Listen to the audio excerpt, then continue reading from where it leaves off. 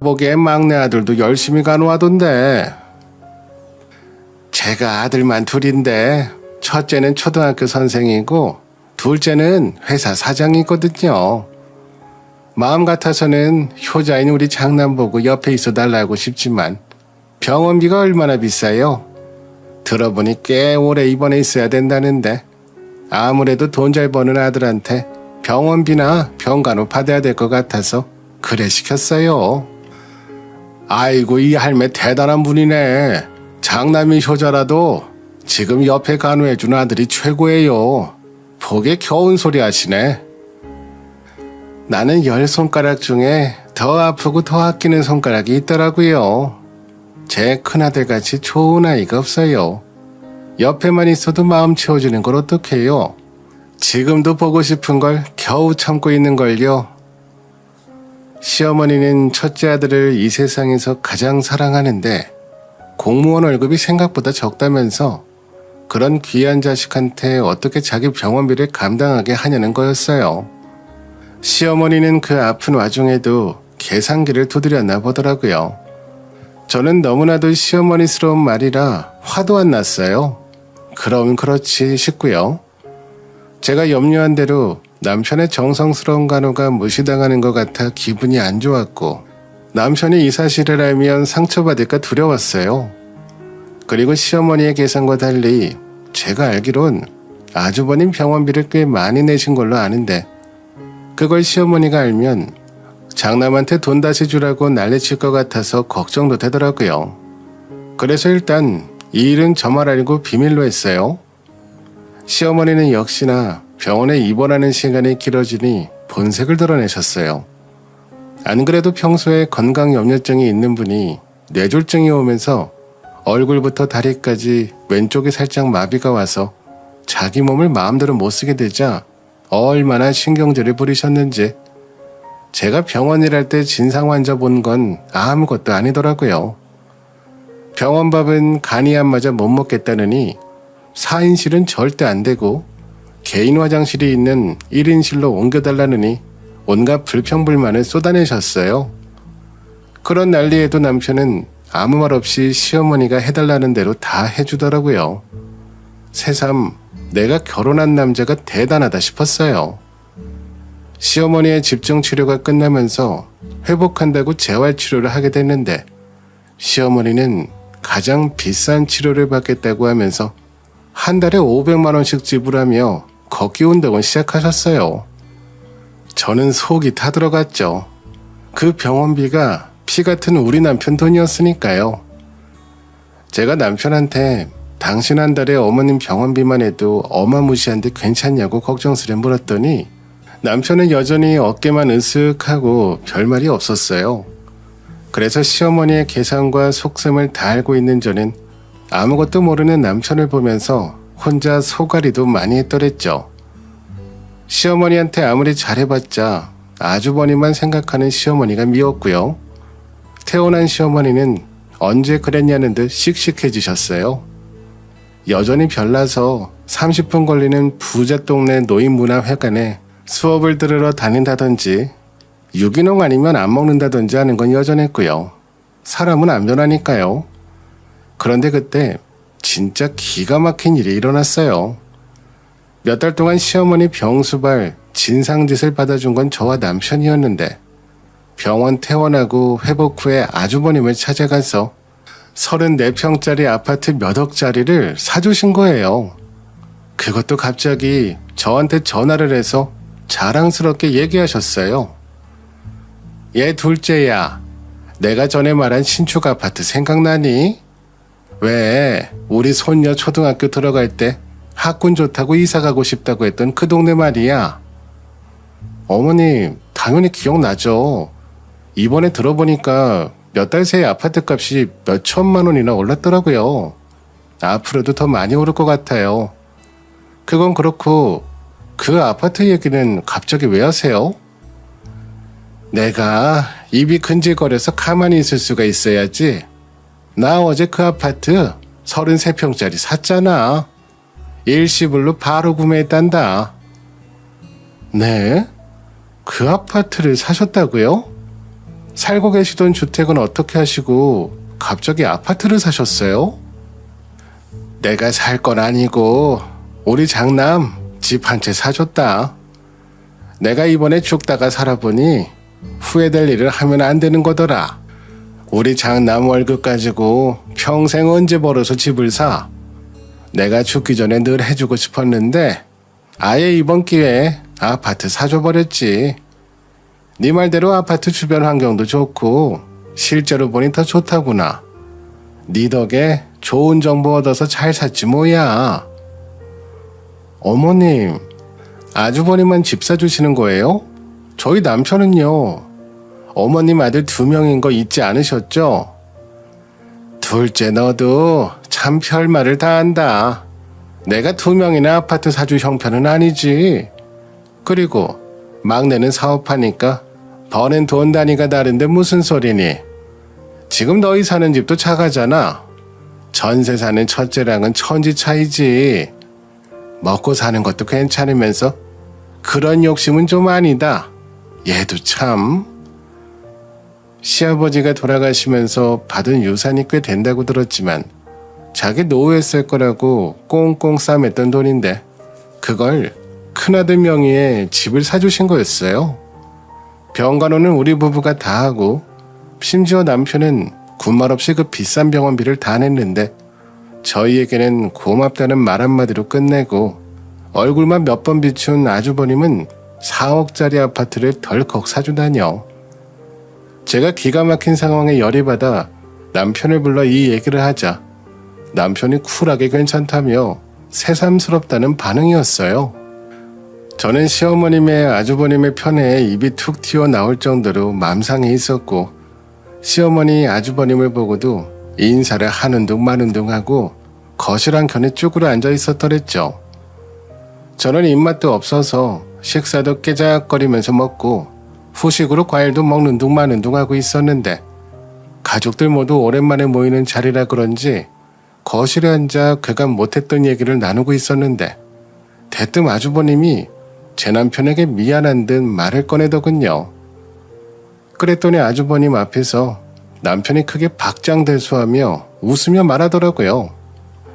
형진아, 나만 아파트 받아서 어떻게 하냐. 엄마한테 괜찮다고 했는데 워낙 막무가내셔서 미안하다. 형, 그렇게 미안해하면서 말할 거 없어. 난 몇 년 전에 집 샀잖아. 그리고 내가 이럴 줄 알고 여태 병원 치료비부터 엄마가 쓰는 모든 돈 다 엄마 카드로 썼잖아.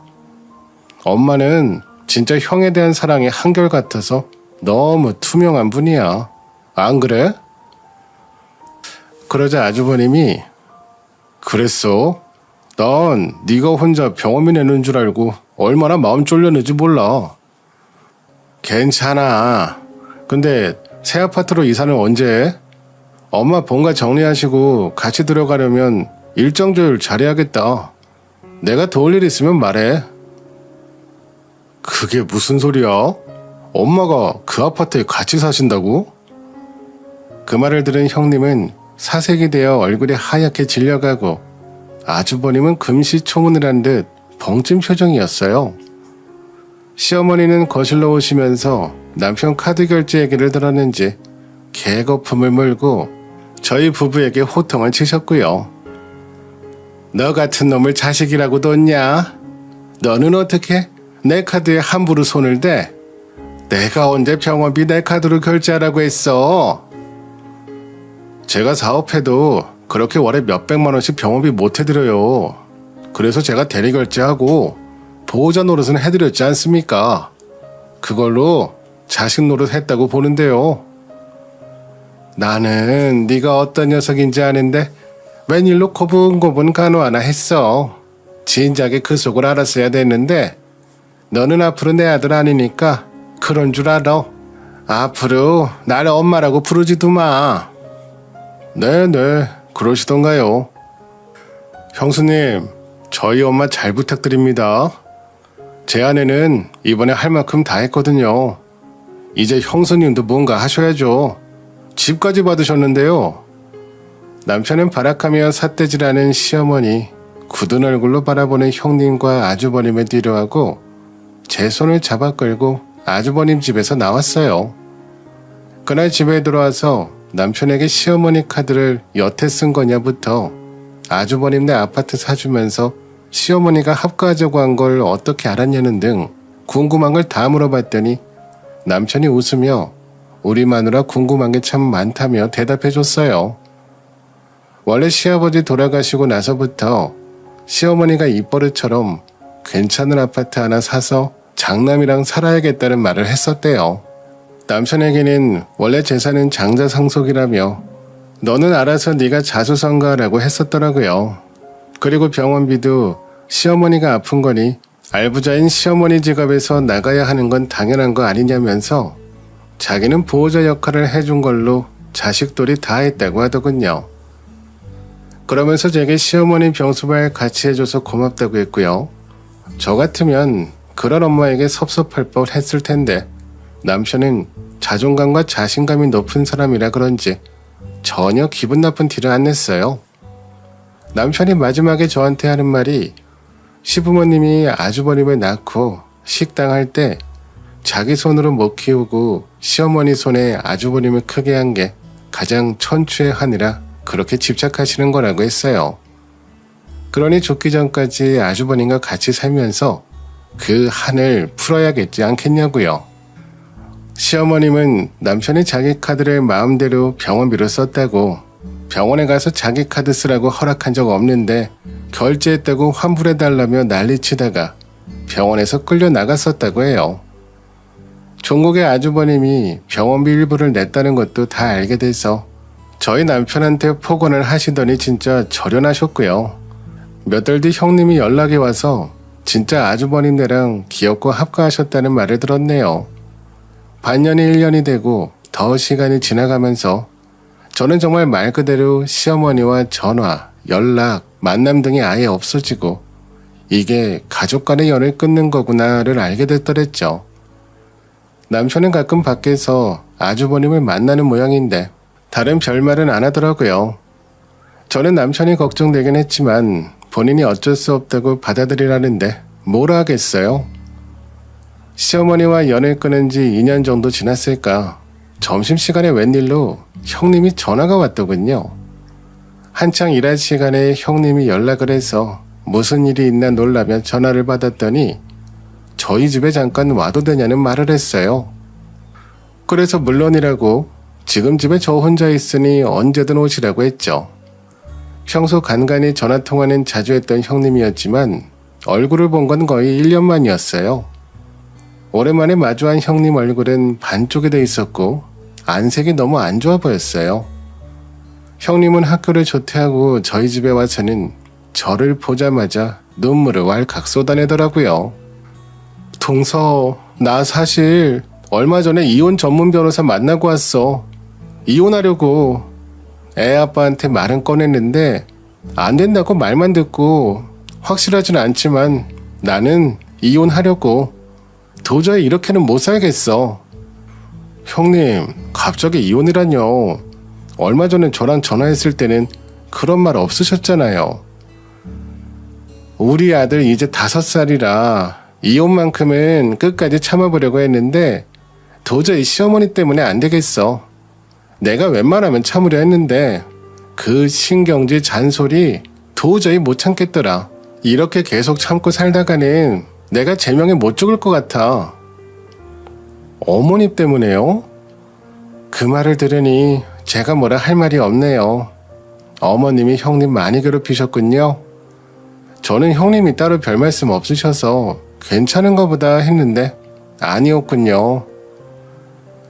나도 어머님이 남편 워낙에 귀해한다는 건 진작에 알고 있었지만 막상 같이 살고 보니 도가 지나치시더라.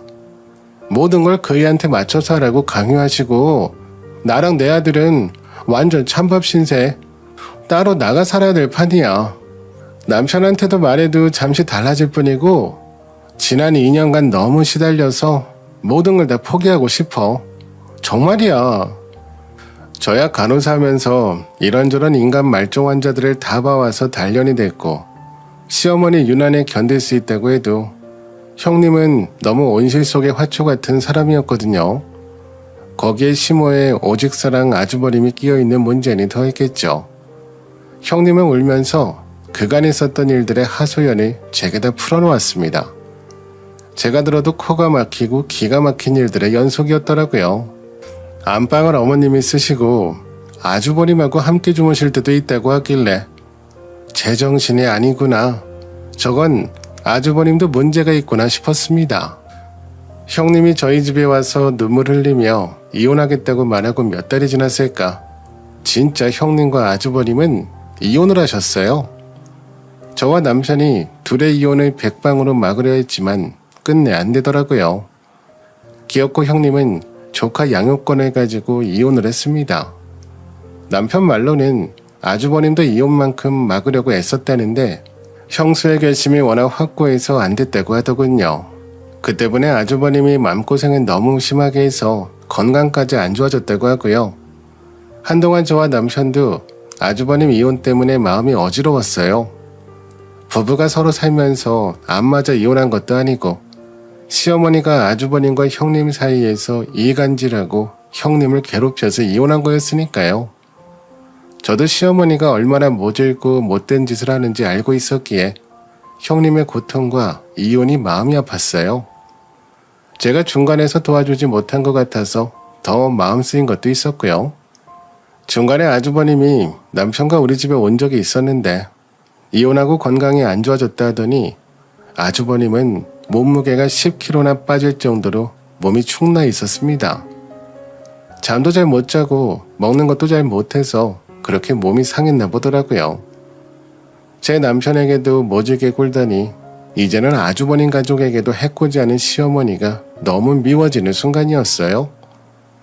저는 형님과 꾸준히 연락하고 만나는데 그때마다 느낀 건 형님도 아주버님과 똑같이 서로를 그리워하고 여전히 사랑하고 있다는 거였어요. 말 그대로 시어머니만 없으면 그들은 너무나 인고 부부고 애정이 깊은 사이였거든요. 그래서 일부러 형님과 만나는 자리에 아주버님도 함께 부른다든지 제 딸아이와 조카를 같이 놀게 하면서 형님과 아주버님을 같이 만나게 한다든지 하는 일들을 자주 만들었더랬죠. 처음에야 어색해하던 형님과 아주버님도 얼굴을 자주 보자 자연스레 다시 관계 회복이 이루어졌고요. 그리고 말 못하는 형님을 대신해 제가 총대 메고 아주버님에게 시어머니가 형님에게 그간 했던 시집살이와 괴롭힘을 생생하게 전달했어요. 재수씨, 지금 그 말은 저희 엄마가 아내한테 쌍욕까지 하고 괴롭혔다는 말이에요? 아무리 그래도 저희 엄마가 유별나시긴 해도 그 정도 막장은 아니에요. 뭘 잘못 알고 전달하신 거 아닌가요? 아주버님, 저도 이런 일들이 다 거짓이었으면 좋겠어요. 형님 말로는 어머님이 형님과 단둘이 있을 때 더 괴롭히셨다고 했어요. 2년이 되니까 더는 못 참겠다고 이혼한다 하셨고요. 아니 그럼 집사람이 진작에 그런 사실을 저한테 말했으면 됐잖아요. 왜 저한테는 말도 않고 이혼까지 생각한 건지 이해가 안 되네요. 아주버님은 아들이니까요. 자기 친엄마가 그렇다는 걸 누가 인정하고 싶겠어요. 평소에 몇 번이고 말하려 했지만 아주버님이 머리 아프다고 듣지도 않고 다 피하셨다면서요. 그러니 형님도 중간에서 속만 타들어갔죠. 어떻게 일이 이 지경까지 됐는지 모르겠네요. 너무 혼란스러워요. 어머니가 집사람을 그렇게 괴롭혔다는 게. 아주버님은 제 얘기를 듣고 급기야 눈물까지 흘리더라고요. 자기 엄마와 아내 중간에서 잘못해서 일이 이렇게 됐다고 자책하면서요. 저는 이제라도 늦지 않았으니 다시 바로잡으라고 했습니다.